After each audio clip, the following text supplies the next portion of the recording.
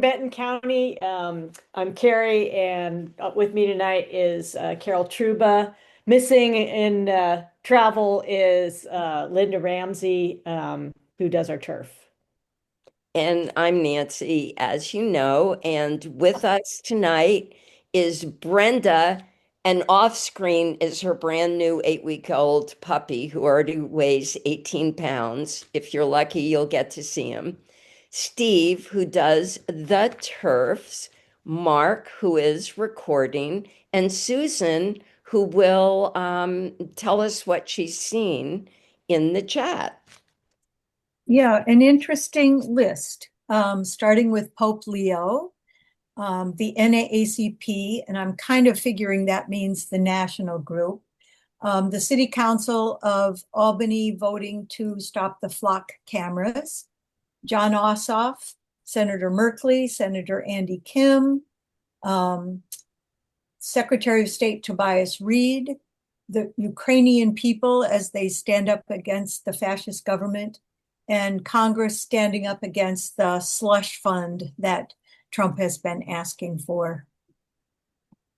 Thank you. And okay, so I made this prompt because last week there was just this parade of people who were doing amazing things, and I want to share a couple. One is Norm Eisen. If anybody subscribes to the Contrarian, the Substack feed, he is the lawyer who pulled together the 35 former federal judges that petitioned the court to reopen Trump's settlement with IRS. I just thought that was amazing. Democracy Forward is the organization that represented, and they pulled together these plaintiffs to sue the slush fund, saying that they were going to be excluded. So it was partisan, and it included Common Cause, the National Abortion Foundation, a former US attorney who was fired. And they did it in like 2 days. Pretty amazing. Harry Dunn and Daniel Hodges, do we know who they are? The law enforcement who defended the Capitol on January 6th and who have been getting death threats ever since and yet filed to block that fund. And someone who knocked me out was Gabriela Soto, who describes herself as a nobody. She is the wife of a man who was detained at Delaney Hall. We've all heard, I think, about Delaney Hall.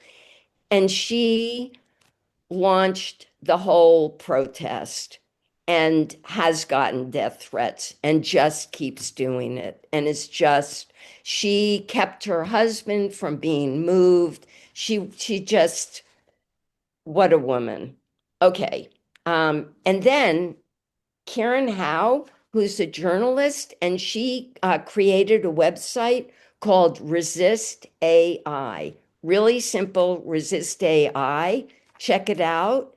Great resource. Okay, thank you for letting me go on. Now, as, as always, we will look at the slides. Okay. You've already heard too much about this. So our agenda is pretty simple. We're going to have some words of wisdom and then two main things. First, the primary debrief, where we all share what we did and how it worked. And then we look at the numbers. And then looking ahead, we're going to look at the calendar very briefly from now through November. But then also, we have some ideas and we'd love your input on challenges and opportunities and what to keep in mind as we start moving to November. Okay, words of wisdom. There are those timid souls who say this battle cannot be won. that we are condemned to a soulless wealth. I do not agree. We have the power to shape the civilization that we want, but we need your will, your labor, your hearts if we are to build that kind of society. And that was our late President Lyndon Baines Johnson in 1964, launching the Great Society. And could have been said today if only we had a different president. Yes. Considering the persuadable middle. Movements seldom win by overpowering the opposition. They win by shifting support from underneath it. I thought that was pretty amazing just to think about and true. Okay, and then just threw this in here. We've used these cards in the past, and I just wanted to remind everybody that the card campaign, and you can see both the link and the QR code is down at the bottom, and they have others already, and they'll be making more as we go forward. So, sometimes people say, oh, if only we had kind of a one sheet, one pager, or something, a less than one pager. And that's what the card campaign does. So if you bookmark it, you can just check in and see what it is they're producing. And then we included which candidates were elected in the primary, and that means these will be our candidates going forward, and they're going to be the people that we canvass for and support and talk to our neighbors about.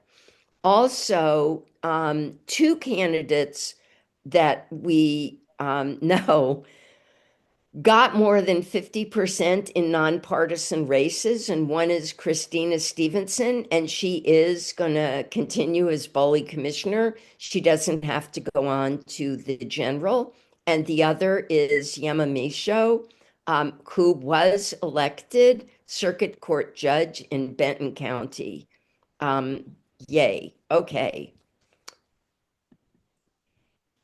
And then Measure 120 did not succeed, as we all know. Corvallis city charter revisions totally succeeded, and there was a range. Weirdly, people voted for one but not another or whatever, but generally it was 4-1 in favor. And in Philomath, there were a bunch of annexations and other things, and they all passed, except that at this moment, the psilocybin prohibition is losing by 15 votes. So that's a squeaker. And then Sweet Home measures passed, but Harrisburg and state and fire and emergency and rescue option levies failed. And I don't know if people remember, but the same thing happened in Lebanon in the last go round. And boy, we're going to have some hard fire seasons. Okay, so now is when we stop showing the screen and you all talk, and the prompts are anything you want to talk to. What did you do? When did you do it? How did it work? And what might you do differently, or I guess the same in October based on your experience? Okay. Who's going first?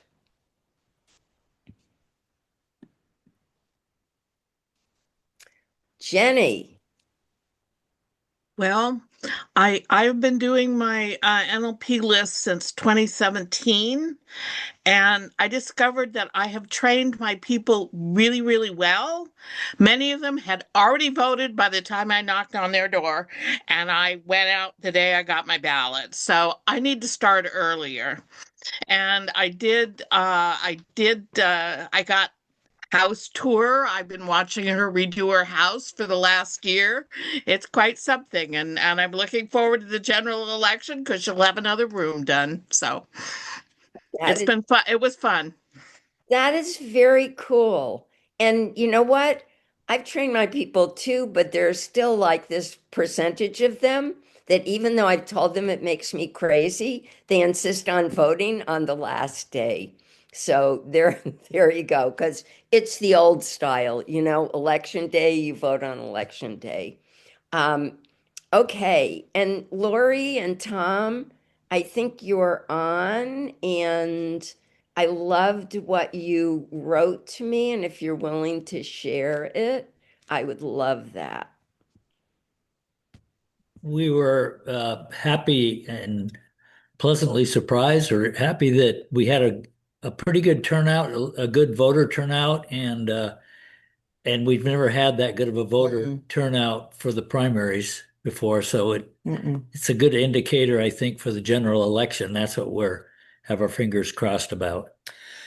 And Tom had a fellow follow him home that we'd never met. Oh. We thought he might be kind of a grumpy sort because they, kind of never answer the door. But we thought, well, they're busy. They like their privacy. This man followed him into our driveway. And I went, what's this, Tom in trouble? And the guy was just thanking us for, I For mean, doing it.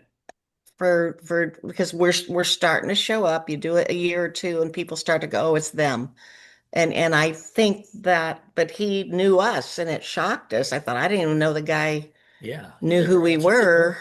So anyway, that was just a nice, I had told Nancy I was feeling a little down, like, are we really making a difference? But Yeah. those were some real nice, very, very, very nice that it made us feel like, okay, what we're doing is important. It's important.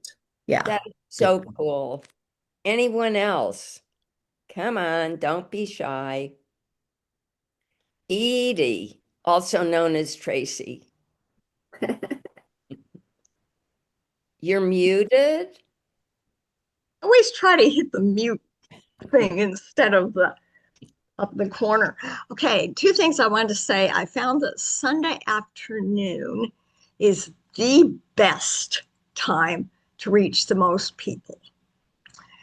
And I also wanted to say that I did have the pleasure of having two people tell me, without my asking, that I had inspired them to vote. In the last election, I had inspired them to vote. So I'll be sure to vote this time. That is just so cool, Edie. And okay, I had a weird experience, not weird, but I had to go to urgent care the Monday before ballots dropped. So of course I went for a splinter and came away with a cold. And so when it was time to go out, I started on Friday and I wore a mask and I would knock on doors and say, I'm going to step back because I have a cold. And it was cool because, I ran into a half dozen people who had the same cold. And, we could compare notes about how long it takes and, what happens. So, yeah. Okay. A sidebar. Anyone else? Chris. Hi, this was my first official canvas as a neighborhood leader.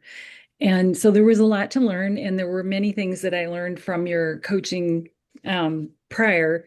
So I did have a little statement printed out that I could leave and introduce myself with my contact info.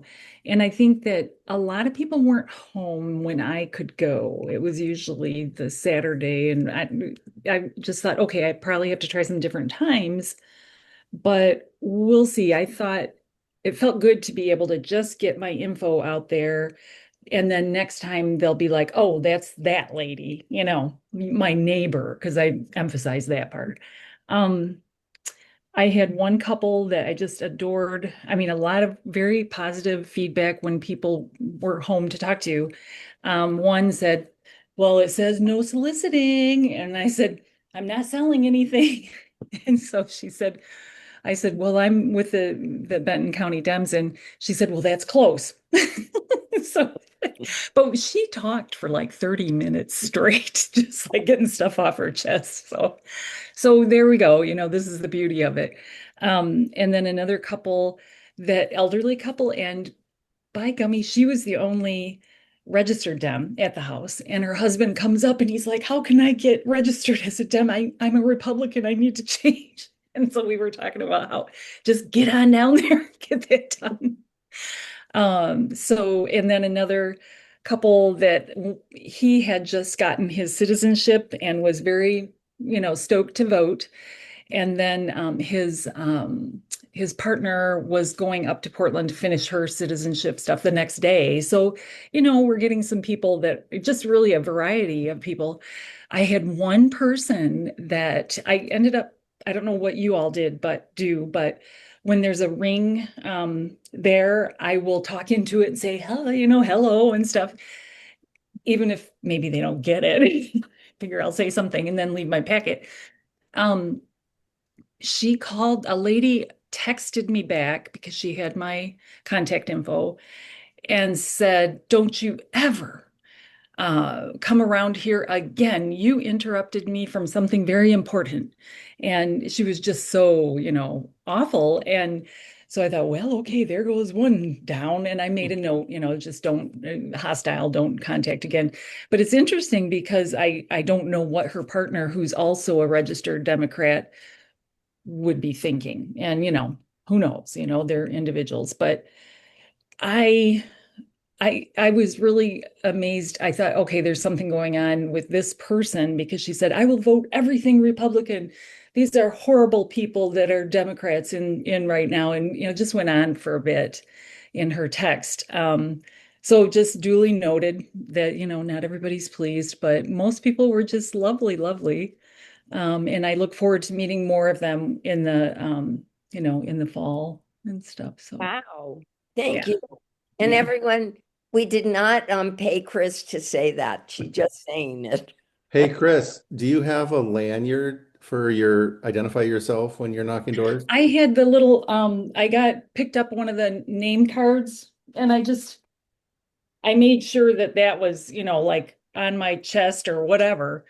So Um, on the back should be a scan code, is it? That's what I yeah, was it getting does have to. a scan thing. Yep. So when the person wants to change their registration, if Mhm. that code goes to my vote at the Secretary of State, you can help them with it right at that moment. Oh, gotcha. Okay, perfect. Yeah, that's nice. I said, I don't know, but I can find out. And he said, oh, don't worry. I'm going down to the Dem's office and I'll do it there. And I don't know if that's always open. So this is a good option to be able to say we can do it right now. Yeah. Okay. Thank you. Cool. Anyone else? I have a turf that I've had for many years, and the first time I went to one neighbor, they were having a crisis. One of them was having just a very scary health thing, and he yelled at me. I mean, it was like I knocked on the door, and when you're just in crisis and you open the door without thinking, and there I was, and he just unloaded on me. And I went back, sometime later or left a note saying, apologizing and saying I hope they were okay. And I go back all the time, and we did that whole, oh, I'm sorry, no, I'm sorry, no, but that's just, it's life, right? And when you knock on someone's door. Yeah, and I think that when somebody says, what I did with this particular lady was I texted back, okay, because I will honor her. I won't go and, whatever. I do call her husband's number because the people that I didn't get to contact or had not voted by the Monday, I called and left messages, my little speech that I left, and just said just a reminder and let it be at that. And yeah, so I kind of feel like I hit it. If there's anything missing, but that was great feedback too, because the resources that I told people I'm trying to keep up to snuff with, answer questions and stuff, but I will learn more as time goes on. Yeah. Right. And so did were people surprised by who didn't vote?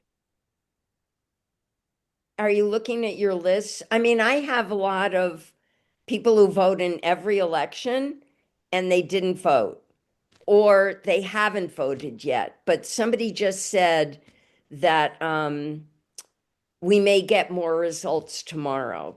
So, I'll check that out. But it was weird. It's just weird that, and not just one person, like a number of people. They just vote and vote and vote, and then they didn't vote this time. And Yvonne says you're surprised by people who told me they'd vote and didn't. Yeah, and me too. I mean, people who I actually talk to. And Jenny, you worry about the post office. This turf is downtown, and I don't think anybody mailed there. People just go over to the courthouse and drop it off. So, yeah. And I think there was pretty good promotion about if you're going to mail by the 12th. That message was coming out in a lot of places. So people knew that. Hey, Jenny put a question in the chat about how long people will be able to still get into their lists. For a while, and it just depends on Steve who runs it. Did anybody send postcards and struggle to record that? Carol, yeah, Yeah, this I time, ended up on a really big project and couldn't get back to a lot of people, so I telephoned and I sent a postcard. But the people I sent postcards to, and they haven't voted. That's very lackluster. And I knew that. I knew postcards aren't the motivator, but I found out it's true. They don't. well, and wait till tomorrow. But one thing this time around, if people were sending postcards, the system was very cranky about recording that people were sending postcards. So if you had that problem, ask either Carrie or Steve, depending upon your county. Anyone else? Eileen, yeah. Hi. I just want to say that I was surprised how many grad students didn't vote. I live in a neighborhood, old houses, and grad students live in that neighborhood. And as I was trying to follow up near the end before May 19th, they were out of town and not coming back for a while and things like that. So I wish I hadn't talked with anybody about, see, you didn't get your ballot in, which I won't approach that way. But what were their feelings about not taking the time for it? Because if they didn't leave the town as soon as the ballots arrived, it was later. And that's all I was wanted to say. Yeah, I just, it's hard when people have a lot going on.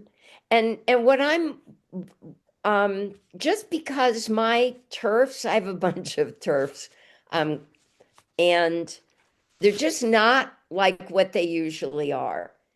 And I just wonder if there was something about the primary where people felt, it's the primary, and there's not that much competition.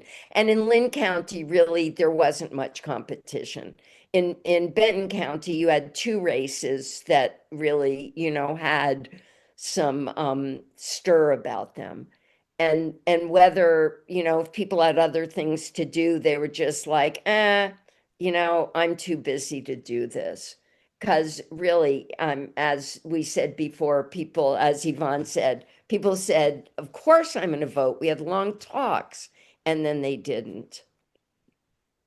So anyone else? But you know what, Eileen, keep on with the grad students because, that's so important. Heather. Nancy. So I went out and I had trouble with my rubber bands. My son and I did holes, the paper hole, and then we put the rubber bands, and then I would put them in my bag, and then everything would explode and undo. And I was like kneeling on the sidewalk trying to put all the things together. And I was like, oh my gosh.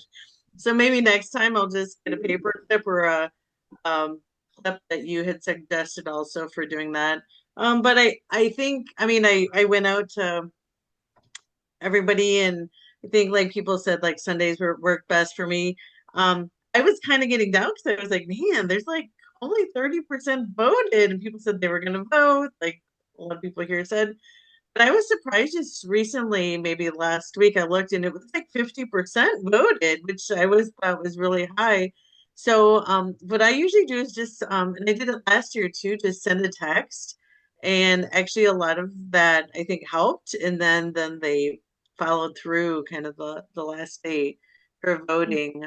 But similar to you, Chris, I have seen more and more no soliciting signs, and just walking in the neighborhood with my husband, I'm like, well, I'm not soliciting, right? I'm not selling anything.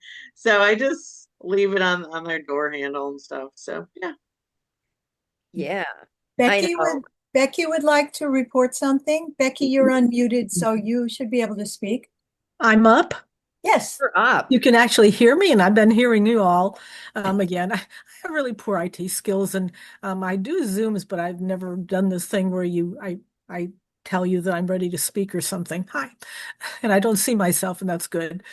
Can you see me, or does that matter? We totally can see you, and you have Okay. great background. Okay, and hi to Eileen Marma. We used to hike together, and I know somebody she used to work with. Hi.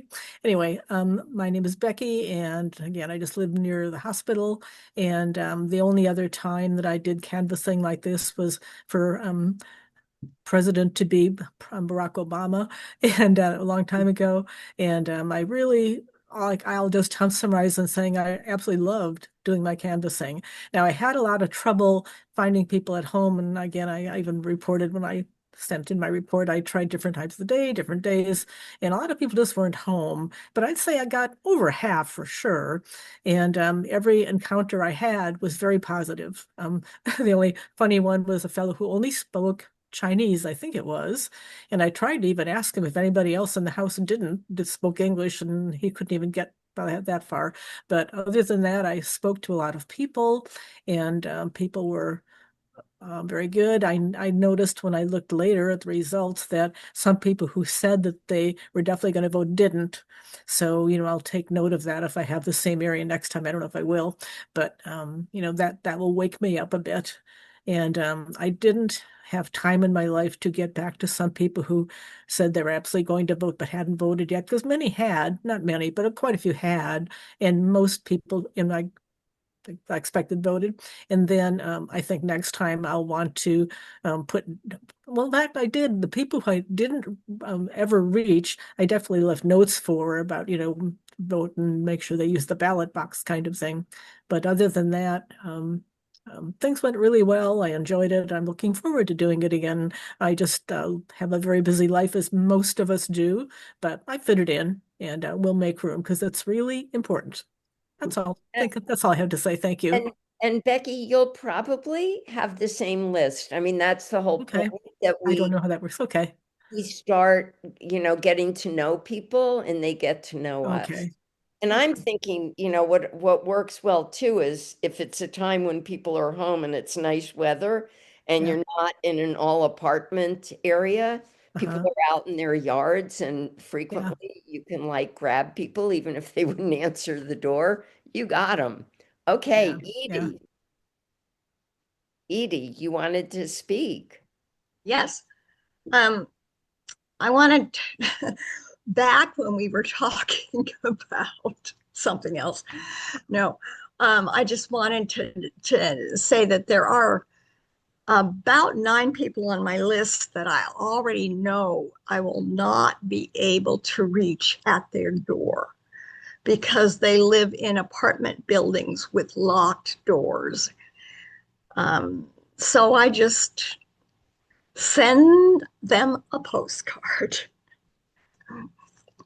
And I've canvassed your area. I know a couple of those, right? And you can't, it's not even possible to leave stuff sort of Right. at The first year I managed to get into one of the places on Lion just because somebody happened to be there and they opened the front door for me.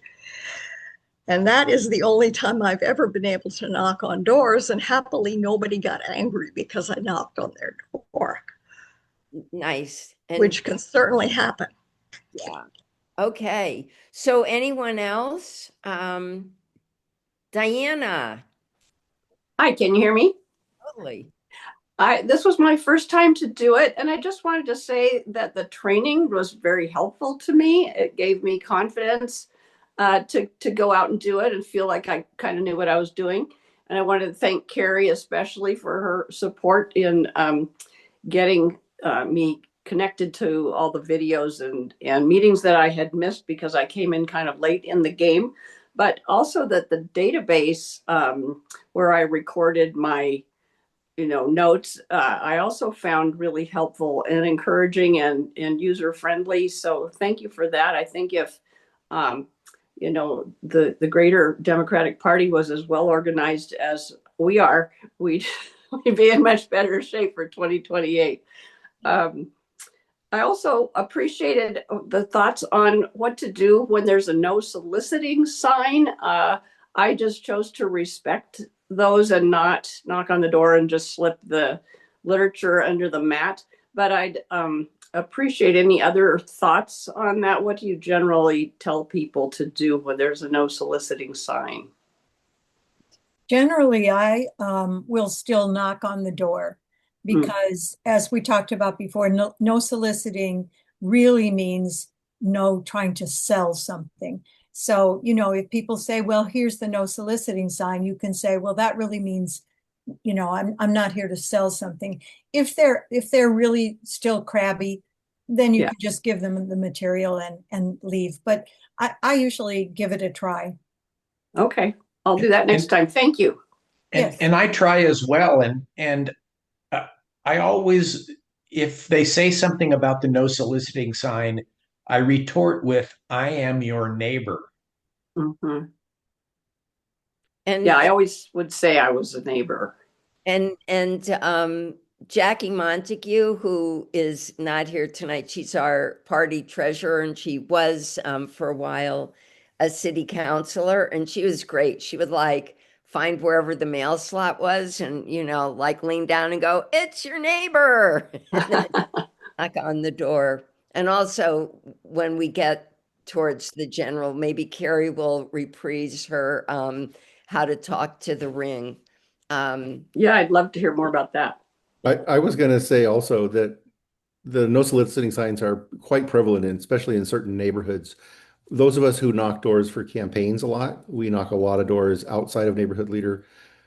We disregard those. I mean, we just go knock on the door. We're pleasant. We respect what they want, and we thank them for their time if they don't want to talk to us. Yeah. But if we skipped every single one of those, that would severely curtail a lot of the lists we're trying to reach people to talk to them about. And we got to remember that sometimes people don't even remember those are there.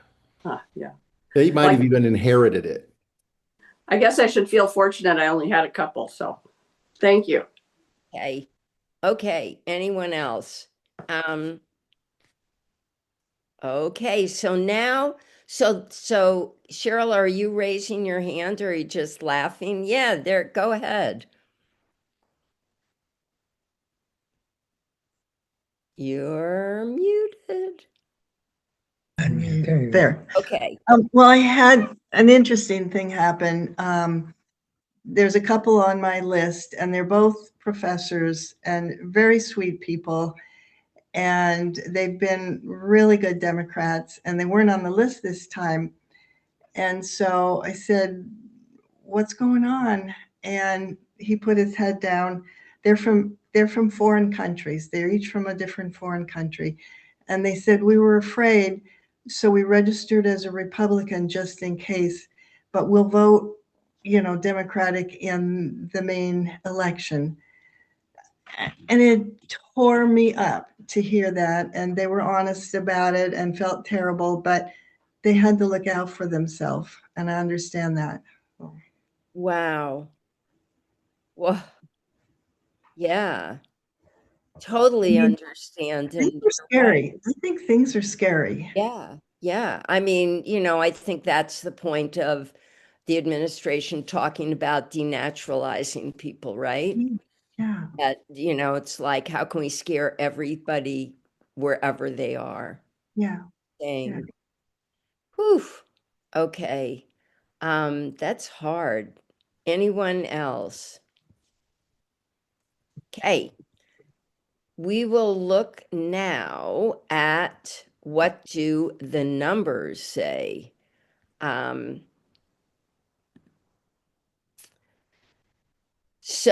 the star says it reflects only data entered. And, of course, if you don't enter data, we can't tell what you did.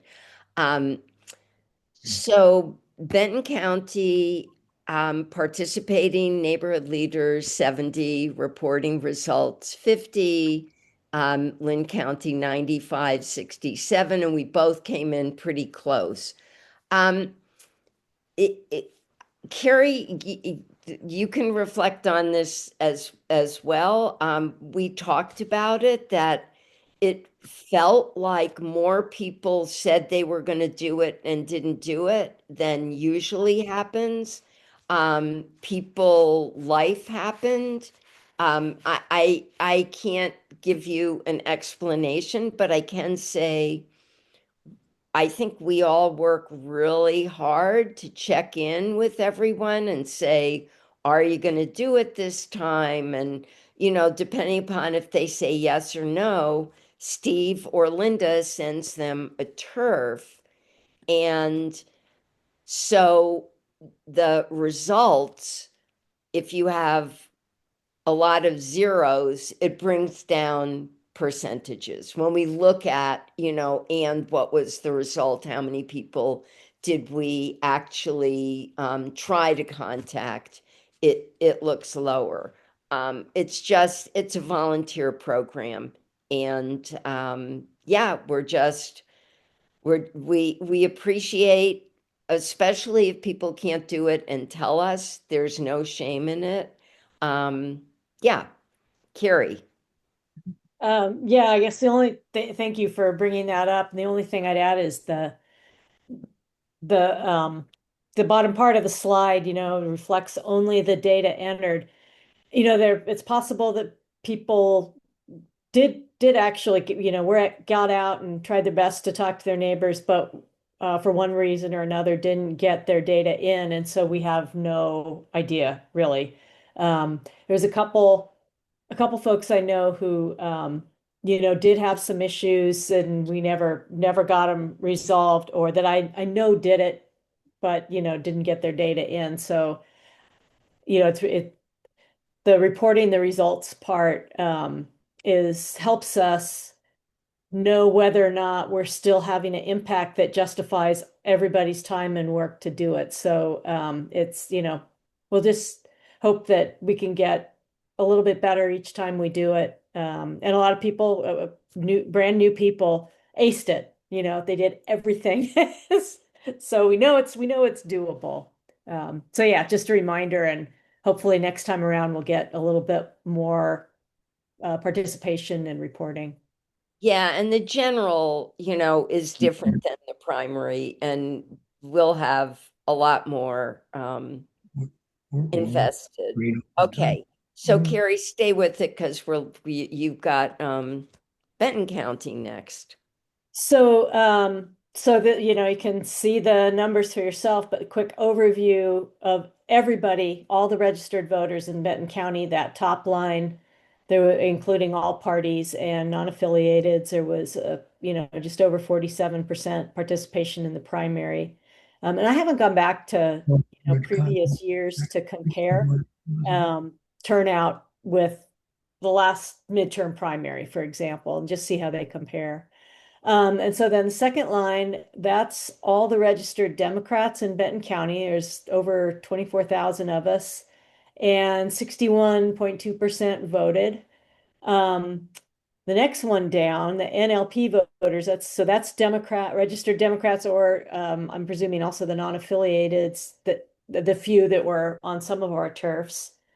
Of those, 61.3% voted. So really not much of a bump for being just within a neighborhood leader turf as we've seen in past elections. The attempted is how many people we all tried to, or doors we all tried to reach. I guess that's people we all tried to reach.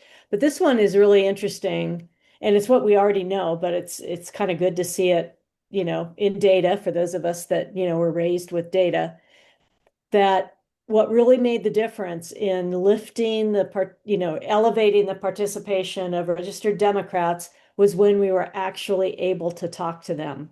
And so, as we all kind of work together to share tips and tricks for increasing the number of people who answer the door or that we're able to catch in one way or another and talk face to face, that 76.2% voter participation really underscores how critical that is. So that's, we say we know this and we do know it, but then when you see it in numbers, it's like, yeah, it's for real, the impact that has.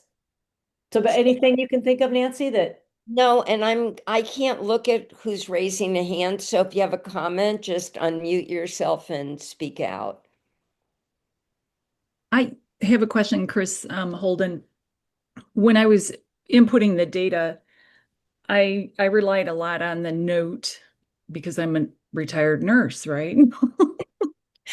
But I want to know, to be pertinent for data collection, what's the right answer to put in to select when you're just doing a lit drop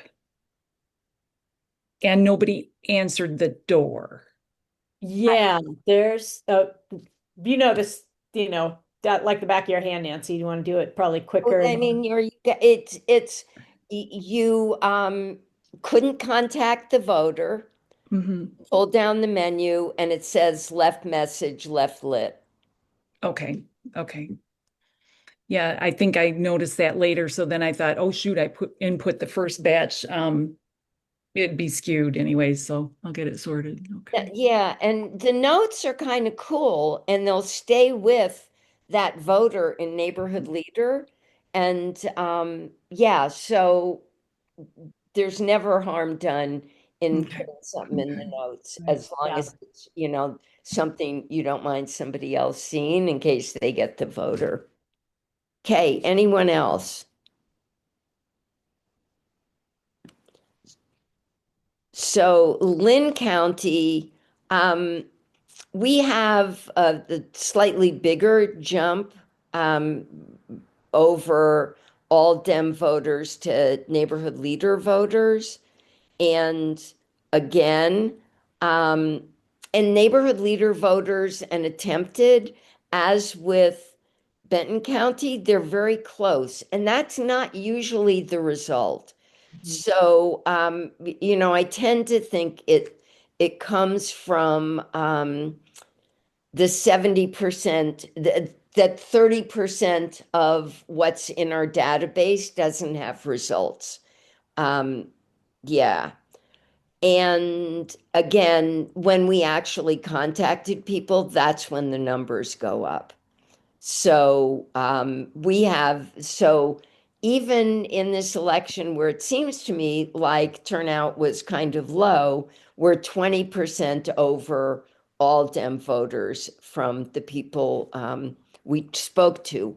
What I thought was really interesting was I ran through the main database the percentage of Republicans in Lynn County that voted, and it's 63%, because that's where the hot contests were, right? So for people in Lynn County, we had Jamie Kate running for senator with hot competition, and the Republican governor's race, and Republicans wanted to vote no on Measure 120. So that's pretty dramatic over Democratic voters. Usually, if more Republicans vote than Democrats, it's by a few percentage points. So it says to me that it's really good that Measure 120 won't be on the November ballot, that was a great thing that, yeah. Anybody comments? Just speak up, unmute yourself. I was just going to say, looking at these numbers, we always like to tout the effectiveness of the neighborhood leader program. But when something goes up by 15, 13 or 15 percentage points or 20 even, that's not necessarily the true impact we're having.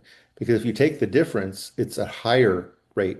If you just look at this one right here in that last column, 69.1 over 55.6 is actually almost exactly the same as the Benton County numbers. It's a 24, 25% increase. And over Dem voters in general, it's like 40%. So that's the impact of the program. I'm confused because 49 to 69. So the net I see what increase, you're doing. I got it. Okay, never mind.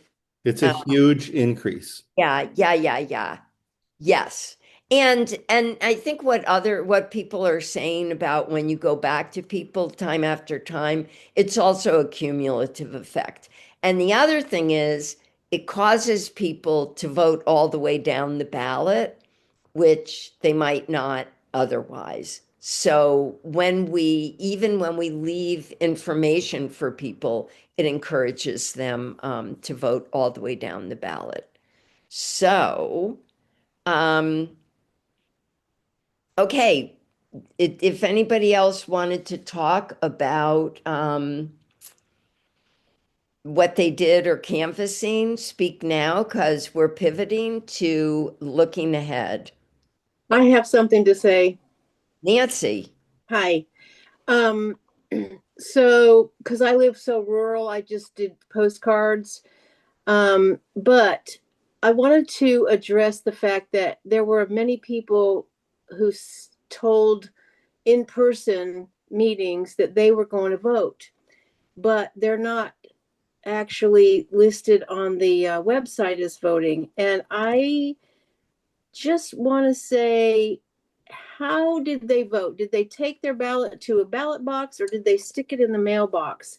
And if they actually did, I would like to ask these people, did you put it in your mailbox? And maybe it didn't get to the voter, maybe it didn't get to the clerk of the court. I hate to say that, but it's a possibility.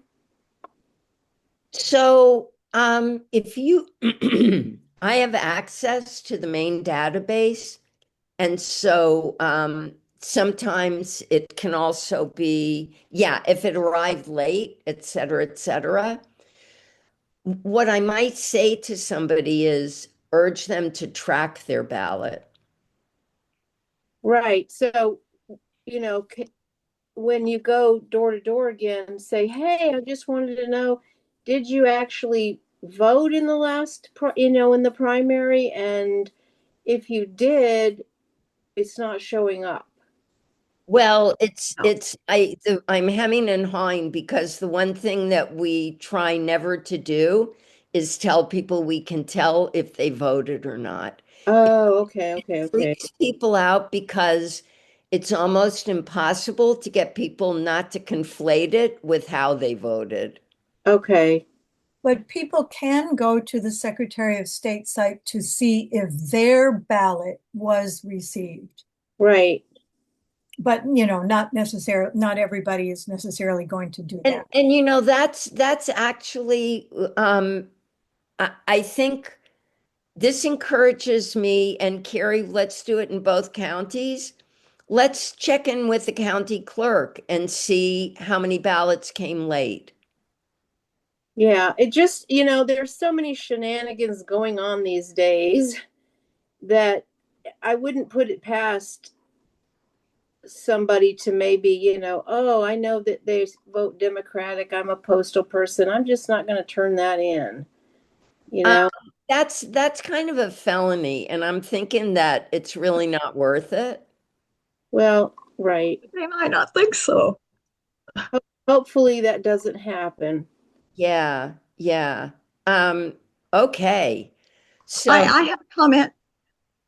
Edie. I would like to say that I wish that I knew how many of my people voted for Measure 120 because I went out of my way to try to convince them to do so. I'd say things like, could you individually pay for even the pavement of this block? You know, we have to work together on this. And Yeah, it's so stupid. It's so stupid. I know. Well, and I mean the same thing about people who vote down fire and rescue levies living rurally. I get it, but it's also that's just hard. Carrie, then Jenny. Yeah, I was just going to add on the discussion of, people who said they were going to vote and then their ballots or doesn't reflect in the database, at least the last time you looked or last time I looked. In my neighborhood, most of the people I talked to were aware of the changes in how the USPS is handling mail, and we live so close to a drop box that almost everybody does that anyway. But I did have, surprisingly, a few people who did not know and were surprised that they were still planning to. I don't think that accounts for who didn't vote necessarily that I spoke with, but I was surprised that there were people who didn't know about that change and that, for some of them, it was too late and they needed to put it in a ballot drop box. So that could be a factor, maybe unique to this election. Our news environment is so very fragmented. It's really easy for rational, caring people to not know something really important like that. And if we haven't had a chance to talk to them and tell them, or if that didn't come up in the conversation. Jenny, then Mark. I just want to say that the Supreme Court, the awful Supreme Court, okayed the fact that a postal delivery person did not deliver mail to a Black-owned apartment building in some southern state, and so it's okay if your postal person decides they don't want to deliver mail to you, according to the Supreme Court. I don't know the number of the decision, but that came out this year. Okay. It was really it just put all the hair up on the back of my neck. Okay. Whew. And I'm just looking at the chat, and Tina loved that Edie was talking about paying for the streets. I don't know if anybody knew about the anarchist road crew that was working in Portland a couple of years ago. I loved that. The whole idea of, okay, that's how we'll do it. Mark. On the theme of why people might not have had their vote recorded, there are a very small number of ballots that get challenged or not approved for some reason, usually a signature problem, that get sent back to the voter, and most voters don't cure their ballot.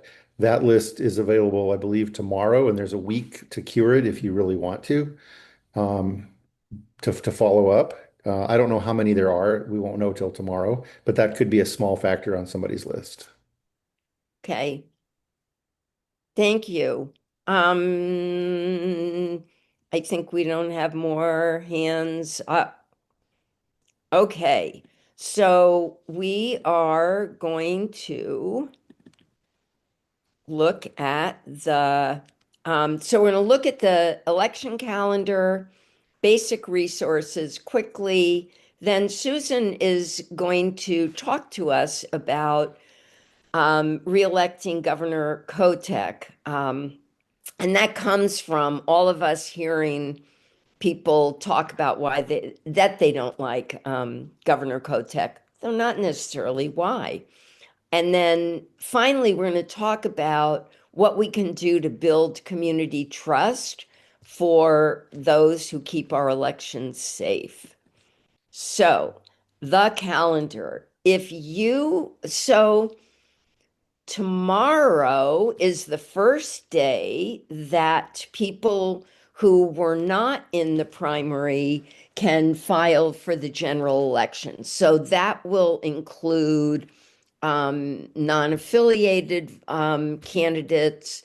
And also that's when people can start filing for city council to be mayor, those offices. If you were elected a PCP, June 23rd is when you will take office for a 2-year term. And if you're continuing PCP, it won't make, you're just going to continue. On the 25th is when the Secretary of State certifies the election results. In general, that's something without a lot of fanfare or challenges. And what that means is then everybody who we see has a majority of the votes in the primary is certified. They are the candidate for the general election. And I believe in both of our counties, it's the same, that our Democratic county parties do not endorse the Democrats who were elected in the primary. They're automatically endorsed. They are our candidates. So if we endorse other things, there are other things that would be local races, initiatives, etc. Speaking of ballot initiatives, July 2nd, a month from today, is the drop dead date for anybody who has a ballot initiative that they want on the ballot. And that is the day by which they need to file signatures, the qualifying number of signatures. And August 4th is the date by which the Secretary of State or office, Department of, I guess the signature verification is the Secretary of State. So by August 4th, we will know what measures are on the ballot. We urge everybody to support candidates of your choice who are in challenged elections going forward. And late July through October, we will resume our Zooms to do the same thing for the general we did for the primary. August 25th is the last day for district and non-affiliated candidates to file to be on the general election ballot. Although for incumbents, that is, if somebody is a sitting city councilor and wants to run again, they need to file a week earlier. And then October 13th, last day to register or change registration, which seems weird why anybody would want to do change registration to vote in the general. And then we will get out the vote from the 14th. Oh, it should say from the 14th to November 3rd, because November 3rd is the general election. Okay. Say, Nancy, when you say on the filing deadlines, when it says NAV and local candidates, does that mean unaffiliated? I mean nonpartisan. Yeah, non-affiliated. Nonpartisan, I mean. No, non-affiliated voters, meaning that, people, there is a process by which non-affiliated candidates can file to run. Okay, got you. And get on the ballot. Okay, Carrie. You're muted. Thank you. Sorry. On that calendar, the July through mid-October, the line right in the middle, again, we all knock doors. We're among a very rare group of people that are willing to do that because we know how important that is. So that we've got great candidates in both counties that I'm sure that are already canvassing and going to be looking for help. That's a great opportunity if somebody asks you, because now you're going to be somebody that people they know, if your friends know what you've done to help get out the vote for this election, and they're going to turn to you and ask, well, what can I do? You can invite them to accompany you in canvassing for some of these candidates so that you can kind of break the ice and show that it's not as scary. So not only is it a great time for us to use, our superpower that we're willing to knock doors to help get the vote out for specific people, but it's also a great time to kind of show friends this isn't hard, and it's worth it, and it's a lot easier to do that if you invite them to come along with you. So that's a great window for us to do good work as well as potentially recruit additional neighborhood leaders. Thank you. Okay. And these are the basic elections resources. We will leave you to explore them on your own, other than to say this link will allow you to see what ballot measures had signatures submitted and qualified. We will let you know, but you can also find that out for yourself. Okay. I'm going to turn this over to Susan. Yes, thank you. I'm excited about Governor Kotek, and I think it is absolutely imperative that we re-elect her. Oops, can you go back to my slide? She leads our state agencies. That's one of the things that the governor does. And this year, since Trump's been elected, she has had to do more with less. We lost $15 billion after the big beastly bill.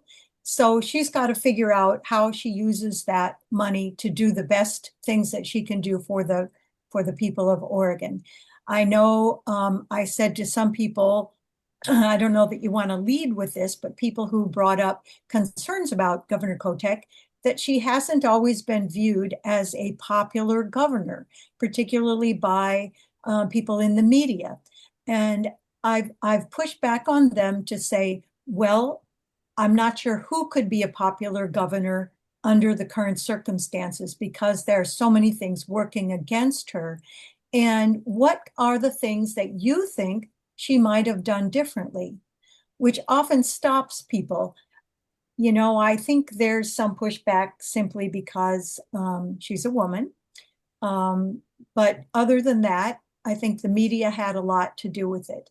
So I also talk about the fact that I've heard both Attorney General Rayfield and Secretary of State Reed talk about how important she has been in supporting them in all the efforts they've made to push back against the Trump administration.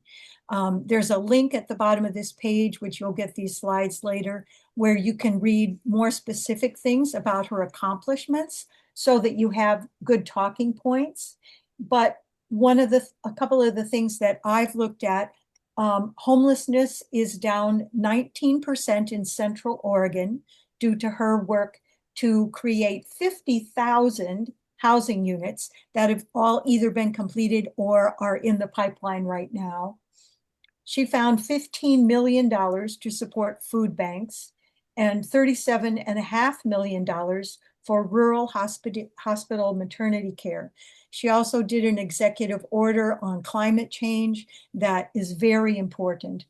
And I don't always like to go negative when I'm talking to people at the door, but if there's pushback, we can certainly talk about what would happen if Christine Drazan was elected as our governor. I can just about bet that she would immediately repeal our Sanctuary Promise Act. She would probably go along with the efforts from the federal government to end vote by mail. The federal government's been trying to get access to our state's voter rolls, which Secretary of State Reed has pushed back against. And without the support of the governor, that might not be as easy to do. On her page, Christine Drazan says she would immediately stop Kotek's executive order about climate change. And she said that she would work to stop the what she calls indoctrination of students by the Department of Education. And we know what that means. It's like banning books and coercing teachers into teaching only the way that they want things taught. She would definitely put us on a backward trajectory. And right now, we need the courageous and strong leadership and consistency by re-electing Governor Kotek. Thank you. So, I'm gonna show you, this is the next slide, and I'm gonna stop sharing and see, anybody have any comments or questions? Hunter? Yeah, I definitely look forward to voting for Tina in the fall. But I can tell you, just like with a lot of people I know in my circle, I think there's a lot of unique challenges we face going door to door and talking about the governor. Whatever the reason is, media portrayal, these sorts of things. There are also things that she's done to at least initially, like around data centers, that leave a lot of progressives really, in particular, like concerned. Um, and I find it challenging. Like I'm really curious to see, what the message is from Tina's campaign in terms of what she's running for. Because at the end of the day, if you're talking to voters, but especially like folks in the working class, young progressives, the harm reduction narratives, I feel just do not work. In fact, it just convinces folks to not show up and vote in general. And we need the turnout more than anything. And what they want to know is what does Tina stand for? Why should we vote for her? Not why should we vote against the other candidate, right? I think a lot of us understand that, like, yeah, the Republicans, they're fascists. They would obviously be worse, but we're trying to get people to turn out, I think, at the end of the day, especially in a very blue state like Oregon. I just that's all I have to add to that piece. Yeah, I don't disagree with you at all, Hunter. Though very, very important points. And you're right, turnout is important. And we saw kind of the same thing in the presidential election with Kamala Harris and Trump. A lot of people didn't quite know what Harris stood for and then just didn't vote. We do have a fact sheet that we will send out with the slides with a little bit more information about Governor Kotek. But I also encourage you to go to that link about the list of her accomplishments. Now that's kind of what she's done so far, but hopefully she'll be coming out as her campaign ramps up with things that she hopes to do. But very good point. Thank you for saying it. And I think something else that we talk about in the team is how, as long as there's the wealth disparity,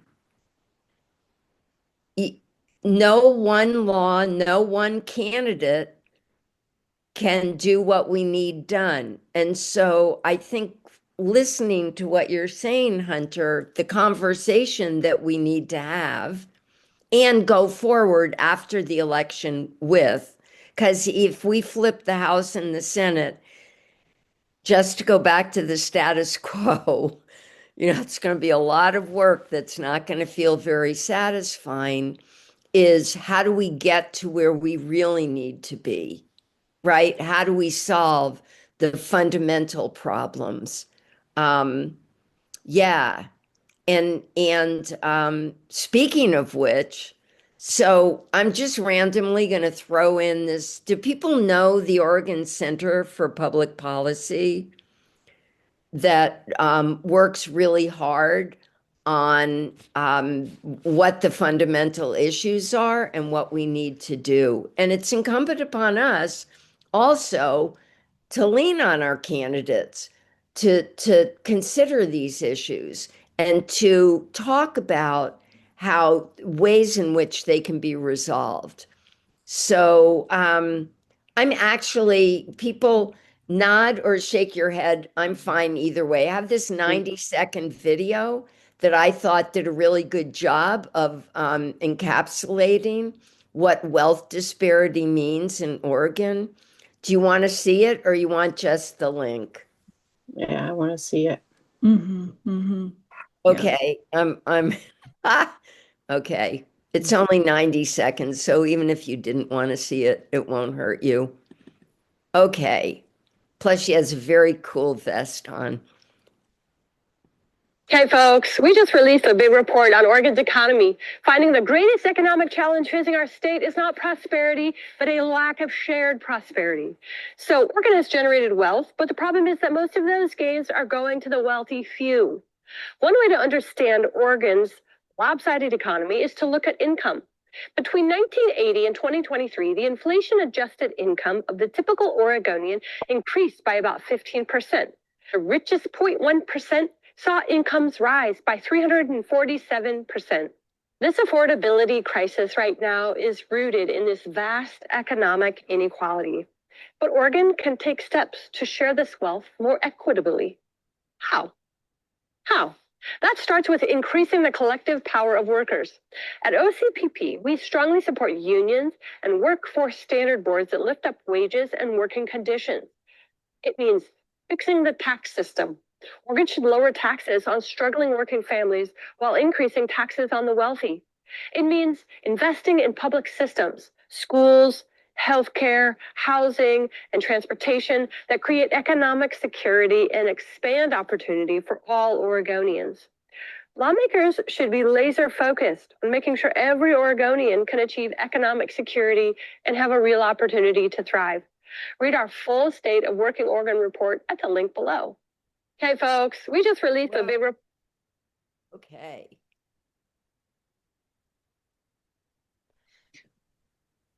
And that's actually paired with 90 seconds in which she talks about how actually our economy is doing really well in Oregon. You know, it's not that we have a weak economy. And so the disparity is the second part of it. So you can go to that link and find the other one as well. She also points out that we need to, as you did already, Nancy, that we need to talk to our candidates, talk to our electeds, tell them what we want, what we need from them. They, you know, we're the people who elect them, so our voice is very important that way. And for the primary, as you may recall, we generated some questions that gets at that, but we're going to go back and look at them again for our general election candidates so that we ask those questions, right? Mm-hmm. And so any thoughts that you have, send them our way. Chris. I guess I'd like to just make one quick comment on the for Virginia and New Jersey, those governors have totally voted against what they ran on.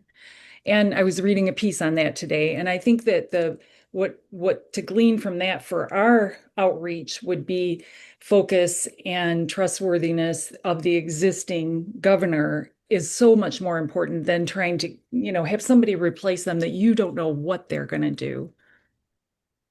Just saying. Yeah.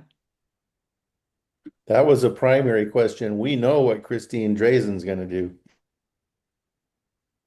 Yeah, but you know, so it's going to be holding those two pieces of definitely wanting Democrats in statewide offices and yet wanting Democrats to commit to what needs to be done to raise up working class people and whatever we call middle class people who are probably what we used to call working class people.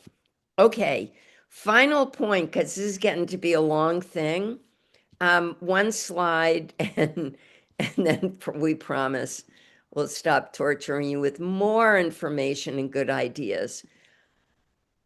So this is what a lot of statewide and really national progressive organizations are focused on, is how do we inoculate, and again, not just Democrats, but the persuadable middle against election denialism and people who will cast doubt upon the security of our elections. So we say the first step is educate yourself, and we'll send out these links, and they are really, watch this press conference. It's great information. And then look at the toolkit, and here there's more information on these links. What we're thinking about is, how do we educate others? So a couple of our ideas are, if you're part of a civic or service organization, getting the county clerk to come and talk to people about how elections are run. And then also thinking about sharing with your friends and people that you know, and not just, oh, we all support our elections and whatever, but really information about, here's how elections work, right? And if you want to know more, people can go to the clerk's office. So thinking about who's in your circle of influence, does anybody have ideas about how you can get the county clerk with a group of people who really need to be reassured and also have good information about the security of elections? I've done it in the past with the NAACP and different county clerk now in Lynn County, but both Lynn and Benton County clerks were excited and very happy to come and speak to a group. So really, don't assume that just because you know people who generally believe in fair elections, that they understand how it all works. And people knowing how our county clerks run elections is the best way to get people to support our elections.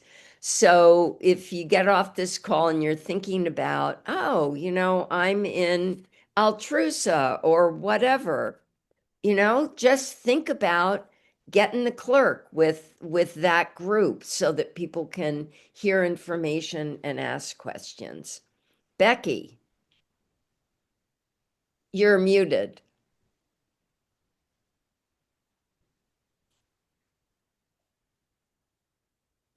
Maybe now is it working? Yep. Okay, this is audio.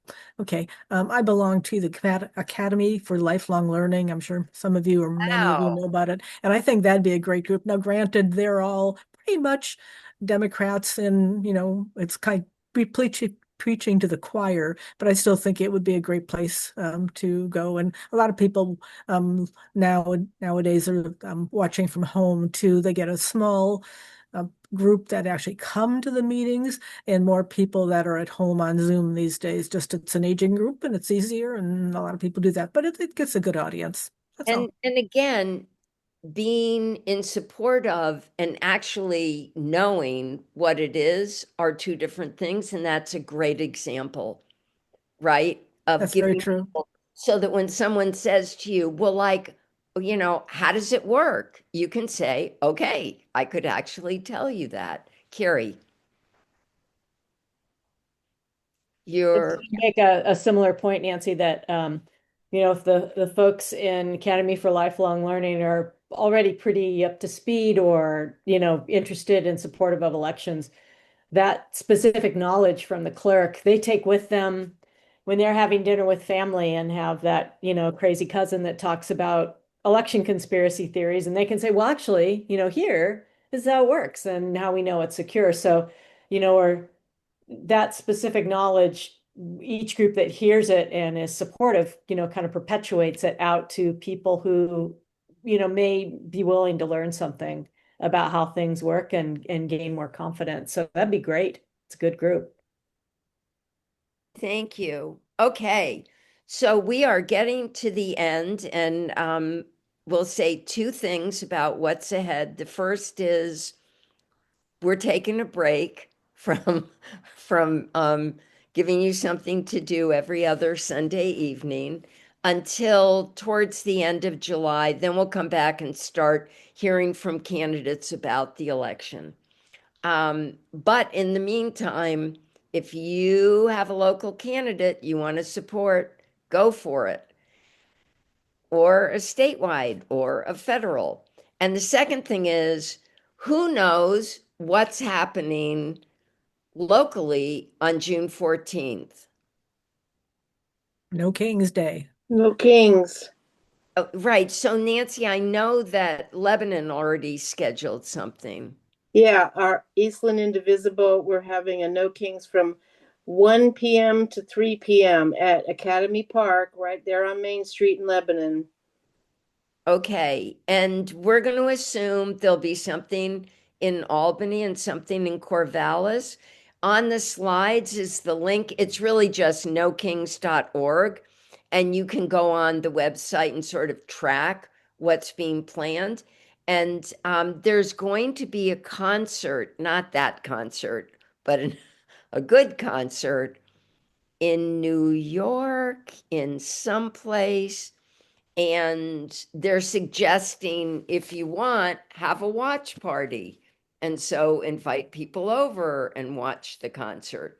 So plenty of ideas and ways to be democratic on the 14th. Anybody? And it's Flag Day, so it's a good day to take back the symbol. Take back the flag. Okay, and anybody else have a good of the order? And I know that Gabe Shepard is doing a series of town halls in Benton County. He is going to every village, hamlet, town, you name it, including North Albany. And I'll put the link to that in the slides when they come out. Anyone else? Something coming up?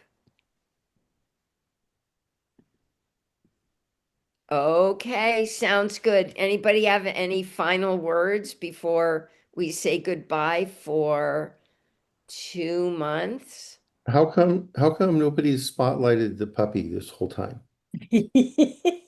Okay, wait. Is the puppy Brenda, do we have the puppy? I need to see the puppy. I can't find Brenda. Well, maybe she had to go do something with the pup. Oh, yeah. Okay. Oh, wow. I think Brenda and the puppy have they're taking their 2 months starting early. Okay. Only last thing, thank you all. Thank you for, coming to all of these Zooms and participating and reaching out to voters. And, oh, wait, okay. By popular whatever. There we go. Okay, gotta what's his name? Urvai. It's Viking name for Beowulf. And what's his breeding? He's a long-haired German Shepherd. Oh God, he's going to be gorgeous, isn't he? Yes. Again on the name, please. Urvai. Urvai. Yeah, it's gonna drive the vets crazy. Yeah. Okay. Urvai.